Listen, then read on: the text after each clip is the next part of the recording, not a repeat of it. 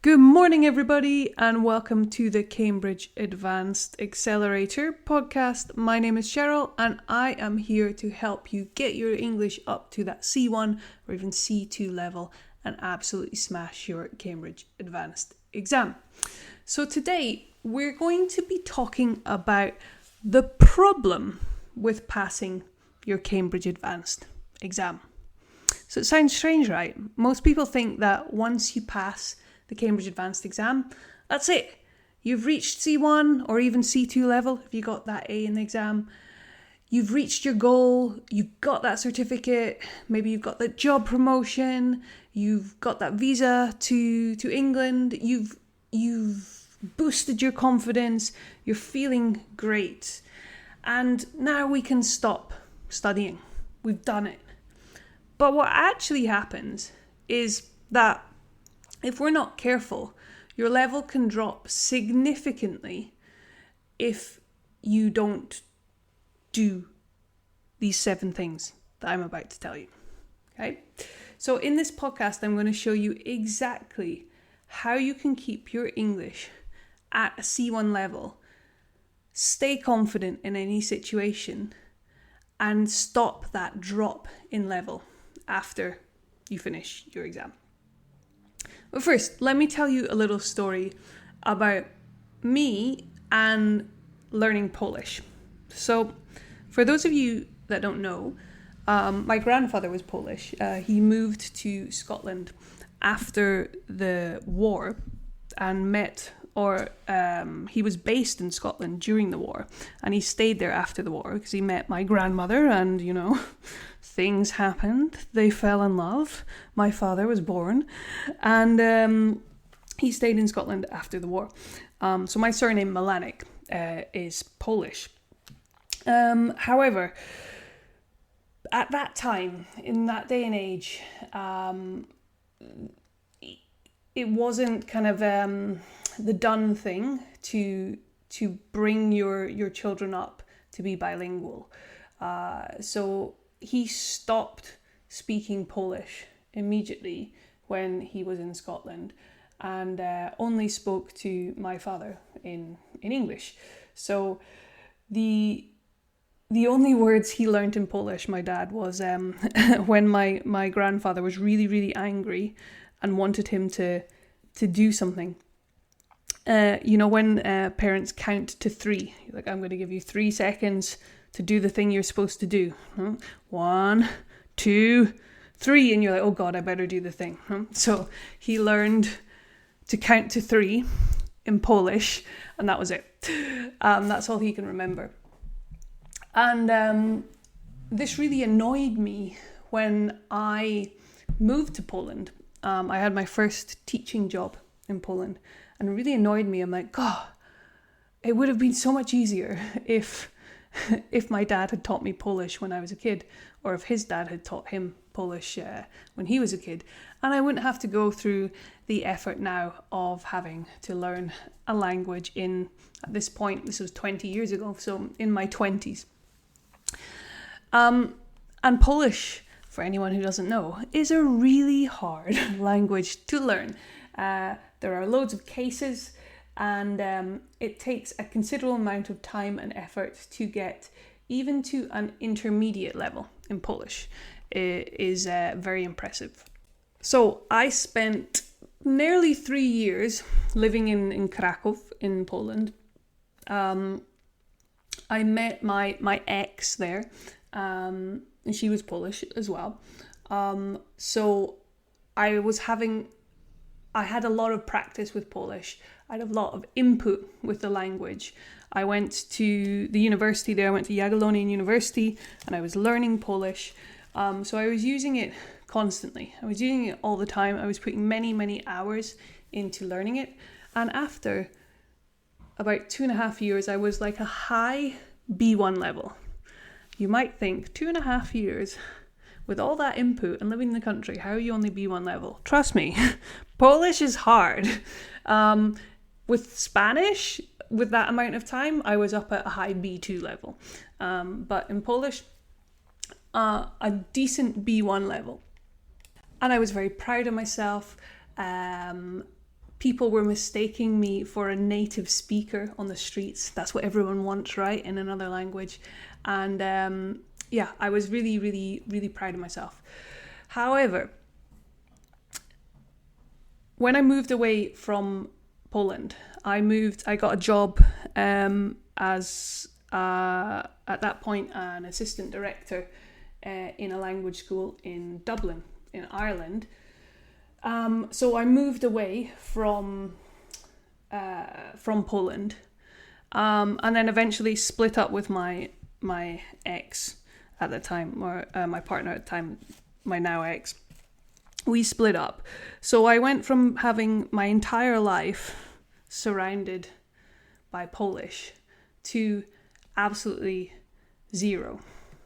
And because I was being all dramatic about my breakup as well, I wanted absolutely nothing to do with the language. I stopped reading in it. I stopped watching TV. I stopped listening to podcasts. I wasn't in the country. So I went from like 100% Polish to zero in a matter of a few months. And the thing is, I noticed very quickly that my level started dropping. And it started dropping significantly, not just a little bit. My level now of Polish, it's not even elementary. I can say like 4 or 5 phrases in Polish, and that is it. No, I can say my name. I don't even think I can say how old I am anymore. I can say my name. I can ask for the bill. I can ask for a beer, and I can say my grandfather was Polish. That's it. Or I can say I lived in Krakow for 2 years. That's it. That's the only things I can say in Polish. First thing that went was my ability to speak. I could still understand things, but my ability to speak started going. Last thing to go is my ability to read and to listen. But my speaking skills and my writing skills went very, very quickly. And now I'm just really annoyed with myself because I still have lots of Polish friends. I have lots of Polish students. I know a lot of you guys on course with me at the moment are from Poland. And it's just really annoying because I put all that time and money and effort into learning that language, like hundreds and hundreds, if not thousands of hours of learning, to come away at the end of it with nothing, with like 4 phrases. And counting to 3 from my dad with his dad when he was angry when he was a kid. So I keep on thinking to myself like, oh God, I wish I'd just put that little bit of effort in to maintain it. I wouldn't have needed to study for hours and hours and hours every single day, like kind of what you do when you're intensively preparing for an exam or something. All I would have needed to do was just an hour or so of maintenance, just to kind of keep the language alive so I didn't completely lose it. So not studying at 100% intensity, studying at like 25% intensity, just to keep it alive. And that would have saved me, in effect, losing thousands of hours of my life studying something that I have absolutely no recollection of now. So that's something I don't want to happen to you once you've passed your Cambridge Advanced exam. But unfortunately, it's something that often does happen because we study so intensively for the exam. You're studying for maybe like an hour a day, every day for 6 months, 9 months. And once you pass your exam, suddenly you're like, okay, it's finished, it's done. I don't need to do this anymore, okay? And we stop studying completely. And that's when the drop starts to happen. So what can we do to stop this? How can we keep your level? Now, it's pretty easy. You don't need to do anything dramatic to maintain your level or even slightly increase your level. okay? You don't need to be studying an hour a day every single day like you were doing for the Cambridge Advanced exam, okay?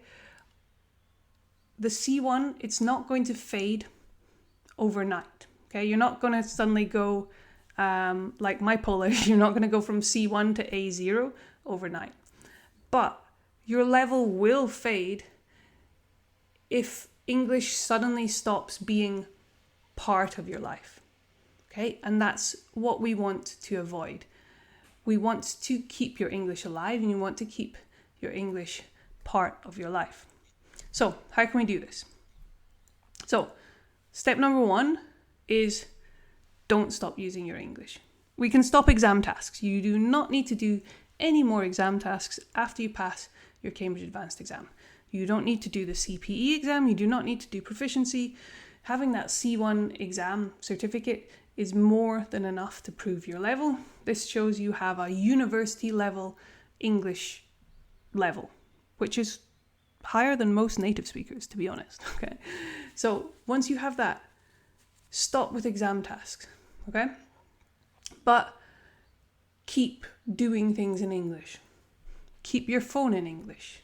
Okay. Change the settings on your phone. Change your language to English. Keep watching your Netflix TV programs in English without the subtitles. No subtitles, guys. At your level, you don't need them. Okay. Listen to your podcasts. Keep doing all those things, reading The Guardian or reading books that you enjoy. Keep doing all of that in English just to keep it in your life, okay? To keep it alive. Doesn't have to be every day, but just doing something to keep the English alive, okay? Number 2, and more importantly, we need to keep your active English alive. Okay, so the first thing that goes, like with me and my Polish, is your spoken fluency. Okay, along with that goes your active vocabulary. So your recall of the vocabulary when you're speaking or you're trying to write. Okay, speaking goes first, then writing. So your ability to understand a podcast, read an article, or watch Netflix, that's going to stay alive for much, much longer. Okay, but we need to make sure that you are keeping that spoken fluency alive. So what I would recommend here is just have at least one proper English conversation per week. Again, it doesn't need to be something you do every day, but just have a conversation with someone in English at a high level. Not like I know a lot of you guys are teachers and you're teaching English every day, but we're teaching lower levels, right? We're singing If You're Happy and You Know It, Clap Your Hands. We're talking to kids at kind of pre-intermediate level. Having a normal conversation with someone in English every week, okay? This is going to kind of keep that active language alive. Write one short piece of writing a week as well, okay? So this could be just writing a little summary of a podcast that you've been reading, or keeping a journal. If you journal in the morning or in the evening, do that in English. But just something small. It's not going to take hours and hours of your time, but to keep that active English alive. Okay? Next thing. This helps me a lot with my Spanish. Keep reading in English, okay? Obviously for me, with Spanish, is keep reading in Spanish. Polish, I didn't do this, so I have no hope now. I can't do it. But with my Spanish, so I have a C1 level in Spanish, but I don't go to lessons or anything anymore. How do I keep my Spanish alive? Very, very important to me is reading. I read one book a month minimum in Spanish. So I usually read one book in English and one book in Spanish a month. This really helps me to maintain my vocabulary level, mainly, and even start kind of boosting my level with vocabulary. But I find it really, really useful. For 10 minutes every evening, I read in bed before I go to sleep, and I read a book in Spanish. So I would recommend that you guys do that in English as well. Next thing to do, and kind of building on that, is keep building your vocabulary. Again, we don't need to study millions of grammar structures. You learn them all at this stage, okay? You don't need to do gap fill exercises. You need to practice using your English, practice speaking, right? But vocabulary, we can always improve and we can always build on. Now, I'm not saying learn hundreds of new words every single week. I'm not saying learn at the same intensity that you learned for preparing for the Cambridge Advanced exam. But making a note of new words while you're reading your book each month, okay? If you are listening to something in a podcast or watching something on Netflix or reading an article, if you see something new, noting that down and using our same techniques that we use for preparing for Cambridge Advanced, our Quizlet flashcard sets, our spaced repetition, review that vocabulary from time to time, okay? Again, this is like a couple of minutes a day. Please do not use Duolingo as a way to remember vocabulary, okay? Duolingo is not keeping your language alive, but vocabulary building, just keeping that going is really going to help stop you losing vocabulary, but also just slightly improving, keeping pushing, keeping going, okay? And the final thing that I would highly recommend you do, and again, this is what I do in Spanish to keep my Spanish, to maintain it at that C1 level without having to go to classes, is keep socially active in English. Using it, we're keeping our English alive in everyday life, but using it in a social context, using it for fun, not as a chore, not as something that you have to do, something that you don't want to do. Just keeping it as a fun activity will really help motivate you to keep your language alive. Okay, so making friends in English, going to, if you have in your local area, language exchanges. These are great. People online, there's so many people that you can speak to all over the world. But just having that kind of, that motivational boost for learning. Finding a partner who speaks the language. You know, my wife is Spanish, so that helps in speaking Spanish. Although we often speak this weird Spanglish together, like we start sentences in English and then finish them in Spanish, or I'll speak in Spanish and she'll respond in English, or vice versa. She'll speak in Spanish and I'll respond in English. And yeah, we have people, if we go out for dinner or something, the waiters get really confused about what language to speak to us in, because we're always like switching constantly. But that social push, that idea that, oh God, I have friends who speak Spanish, so that makes me have to speak in Spanish, want to speak in Spanish. When I go to the gym, I love going to the gym, I love working out, and my trainer says everything in Spanish. So my gym level Spanish is like C2, is like off the charts, because I'm constantly chatting about gym stuff. There's words I don't know the word for in English that I know in Spanish because it's a gym word. So having that kind of social element really, really helps as well. Okay? And you do not need to live in the country to have that social element. Okay? You can find this anywhere online. Okay? We have the internet. It's very, very easy to find people to chat to online. That's really going to help you with that. Okay? So once you pass your C1 exam, I'm just thinking of this now because I was mentioning the gym. Once you pass your C1 exam, you want to think of your English like fitness. Okay? So you don't need to start from zero again once you pass your exam to keep your level up, to maintain your level. But you need to maintain it.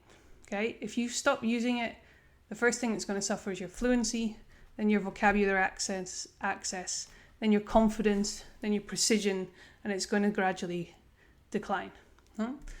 Like when we finish the exam, when we pass the exam, we're on a high, we feel amazing, we're on cloud 9, we're over the moon. Life happens, work, family, everything gradually starts going back to normal. Your English is slowly disappearing. And it's not because you don't care, it's just because there's nothing kind of pulling you back in. You don't have that goal of that exam, okay? So this is why we want to follow these steps to keep your maintenance level up, to keep your English alive. Just like someone going to the gym, okay? Think of a bodybuilder. Once they do all that hard work and they build all the muscles, okay? They don't suddenly say, okay, I have muscles now. I am done. I am finished with the gym. Because if they do that, then their muscles are going to disappear. Their fitness level is going to disappear, and it disappears quite quickly. I don't know if you've ever gone on a 2-week holiday and not gone to the gym. And then you go back again, and the first day after, it's absolute hell, and everything's sore, and you're unfit because the level drops. No, use it or lose it. Okay, learning a language is the same thing. It's like a muscle that we need to use regularly and we need to maintain. Okay, we don't need to go hardcore, but we do need to follow a maintenance plan. And if that's something that you need help with, we have the Fluency Circle for C2 level students who've already passed their Cambridge Advanced exam. I'm not going to tell you too much about it. I'll just leave the details below if that is something that you're interested in. Once you've got to that C1 level, you've passed your exam, but we don't want to lose that level. We want to maintain it. Then Fluency Circle is for you. That is it for today, guys. I hope that gave you some food for thought.